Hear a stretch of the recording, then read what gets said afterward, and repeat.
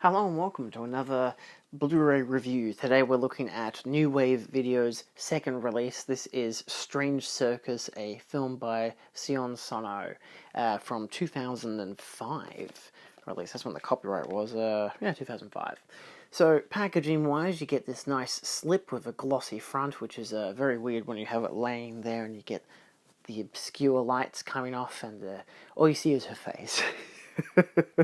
It nicely wraps around with this alternate image, which the opening image of the disc menu has the whole thing as a landscape image, which is really nice. This being the mother and the daughter. Nice sleeve overall with this name on the spine. It says there, Strange Circus. I don't know if that's upside down. Of course it is. I'm good at my job. You get the logo at the top, number 2 on the bottom. Yeah, simple as that. Same on the other side. In terms of the standard case, this is what you get. Has some nice alternate artwork. Very, very freaky in a way. Very red. You get some back artwork as well. It doesn't stipulate what the region codes are, but at least it works on a region B player, which is the one I use. It is obviously Japanese from 2005, 109 minutes long. It is a Japanese language film with English subtitles. Yeah. As it stipulates, you have a director-approved special edition with a high-definition presentation, a Euroguro Circus, an interview with Sion Sono, an interview with actress Issei Ishida, a Strange Circus, an Euroguro Legacy, a video essay by Suzanne Bollian, Legacy 1-hour making-of documentary from 2005, a theatrical trailer, a booklet with new essays by Michelle Kishner and Nikodem Karolak. Oh my god, so many interesting names. And, of course, a new design by Grindhead Productions and original theatrical art. So this, I imagine, would be the original theatrical art. There is, on the inside, disc artwork and a booklet. The alternate artwork, I'm not going to show the alternate artwork. It's two people having sex. I can't show that. It's nicely artistic, but also very obvious when you look at it and you're like, oh yeah, this is just the guy having sex with the girl. Him taking her from behind. So, it's a bit, I think it might be a bit much for YouTube to handle. I might destroy the system. So we'll take a brief look at the booklet and then we'll detail video, audio, and of course special features. The booklet, which again features some interesting artwork. It's got a very sexualized nature, the whole film does in general. This is where you get your details with... is that an interview? No, The Strange Circus of the Mind, Identity as Performance Art by Michelle Kishner, as well as Sion Sono, The Wizard of Oz by Nikodem Karolak. Probably mispronouncing these names, and I apologize, of course. A very minor about the transfer on the final page. You get a high-definition master was provided to New Wave Video by Cedic International. The film was presented in the original aspect ratio of 1:85:1.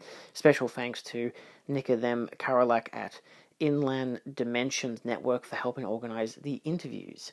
There's not much in terms of details about the video and the audio. I can say the audio is LPCM 2.0 because stereo, because that's what my system had it playing as. There's only the one function. You only get the option of turning on and off the subtitles, which are white text on black background. So I like the subtitles. Subtitles are good. Audio was good. I had no issues with them. We're going to jump straight into the audio. Audio sounded good. It was nicely encompassing for what it was. It's very interestingly score heavy as well. It's got like a nice piano score to it, and it also has this like 1930s accordion style to it as well. It mixes between, because the film is very reality bending. Like, you've got the whole title Strange Circus, and you've got these circus kind of crazier sequences where that's a thing. There's a main character who's traumatized by this sound from a Ferris wheel, which also is a strong thing. You get a nice ambient sounds to it as well. I had no issues with the audio whatsoever. The dialogue you could understand, the sound effects, the music, all of it was clear and crystal. There was no pops, no cracks, no ticks, no nothing. A 5.1 wouldn't hurt, especially for a score like this, but the 2.0 stereo I was happy with. It sounded good in the system, and it wasn't isolated like a mono track would have been. Video-wise, on the other hand, I had no issues with it, but it was very interesting. Because it's a 2005 film, still made on film, you had the very occasional black spots, but they were few and far between. There was only like one particular scene where there was more of a white in the background. I think it was a sky or a building, and there was a couple more black specks there, but outside of that, really solid like scan, healthy grain structure and all that. The film, I feel like if it had a actual proper maybe 2K restoration or 4K restoration, it would have, I feel like, kicked up a bit more. But for what it is, it still looks, it looks of its time period. It reminded me a lot of Amelie in a way, where that also has a lot of strong colours and tones, where it'll contrast between different kind of realities through just its colour timing and texture and everything.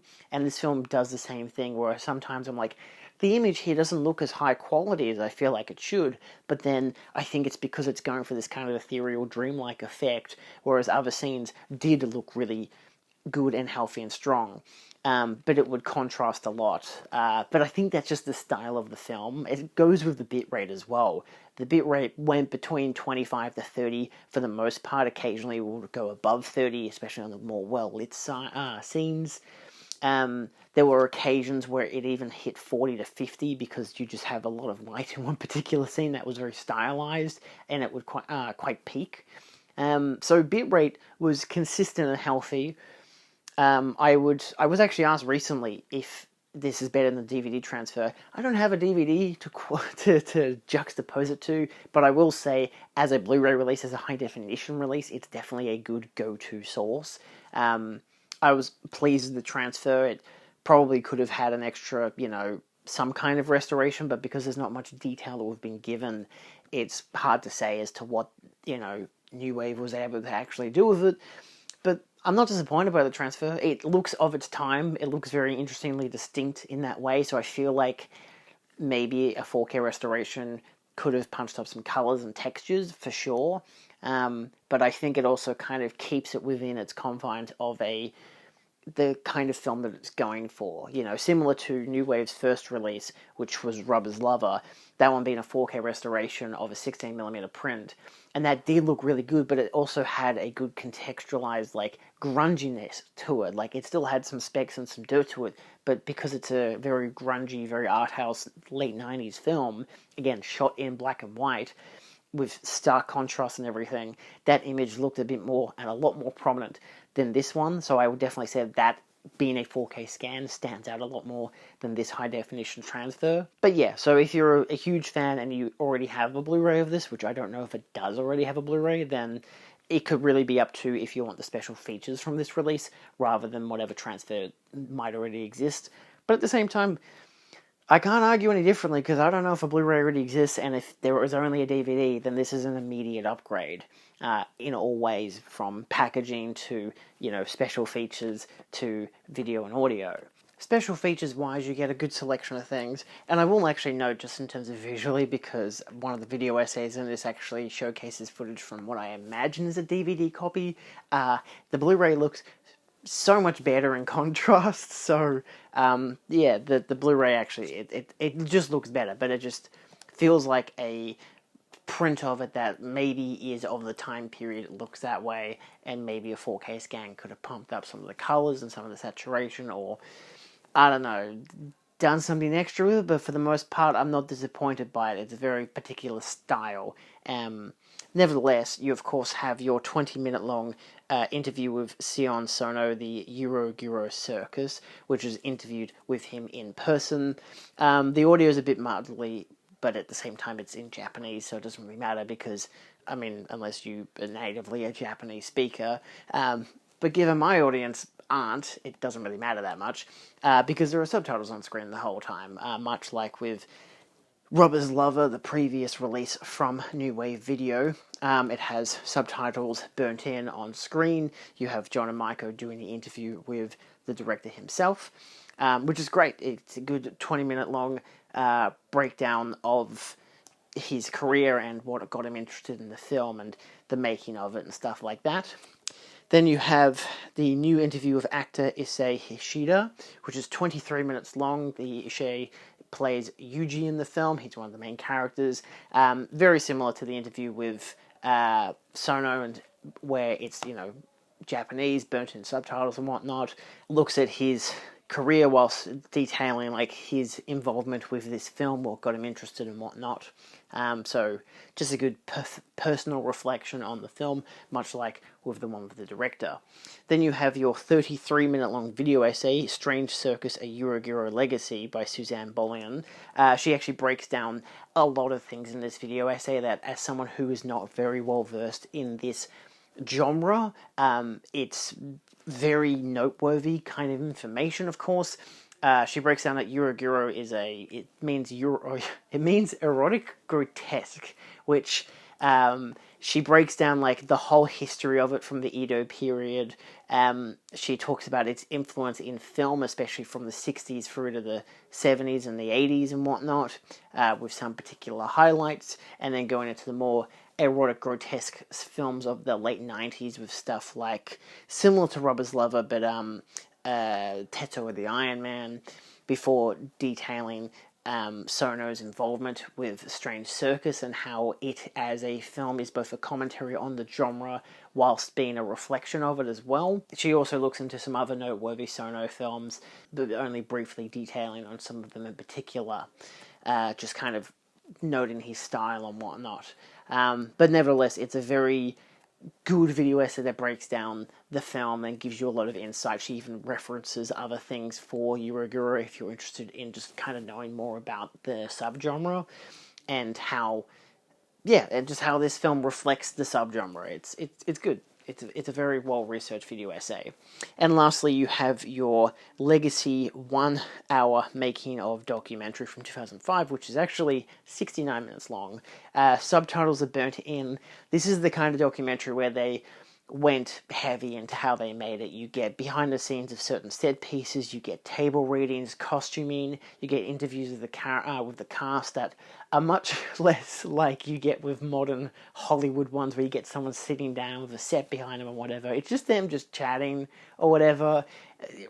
A lot of crazy shit.